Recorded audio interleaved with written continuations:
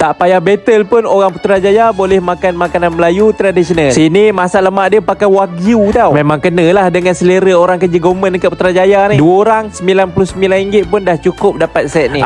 Nasi dia makan dengan wagyu masak lemak. Sangat lembut dia punya daging. Nama pun wagyu. Kerabu mangga dengan kerabu kacang botol dia terasa macam makan dekat kampung. Tambah pula dia punya dessert ni kaya dengan rasa gula Melaka, kaya dengan rasa santan. Jadi bila duduk Putrajaya pun teringat dekat kampung. Lagi satu, dia punya banana bakar memang kena cuba. Dia punya atas tu pula letak aiskrim sejuk-sejuk, memang segar. Datang tengah hari ada je sotong hijau petai, gulai kerisik kambing, otak-otak seafood, oxtail bakar hitam. Tahu apa?